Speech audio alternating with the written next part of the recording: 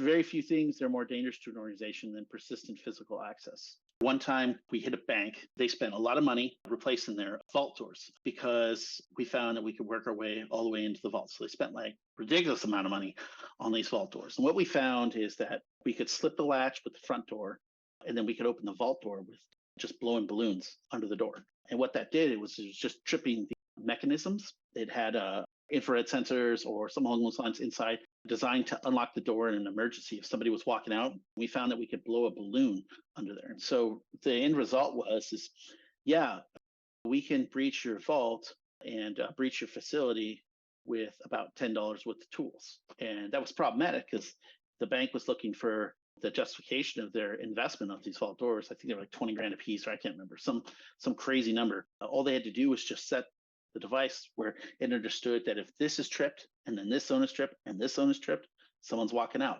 That's okay to lock. But something shooting this way, the opposite direction, is not someone. And so they found that they spent a couple extra $1,000 and suddenly they were justified in their 20 grand door or whatever it was, right?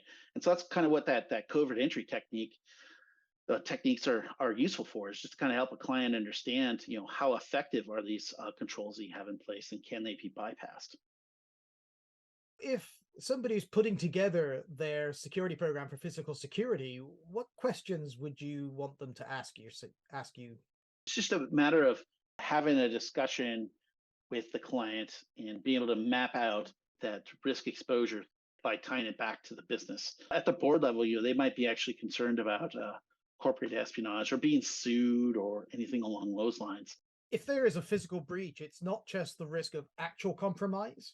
There's also the problems, the business impact of the potential compromise. Right? We had a client once who had a physical breach. Although we were eventually able to track it down and show that it was just a homeless person breaking in, trying to find somewhere warm to sleep and some bathrooms to use and so forth, they still had to jump through all the hoops and report the breach itself to the regulators, to partners, about the fact that there were laptops there that were exposed. And even though they were encrypted, you're having to have that conversation.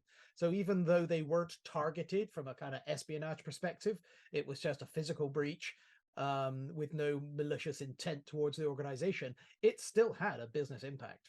In the end, that just impacts the bottom line.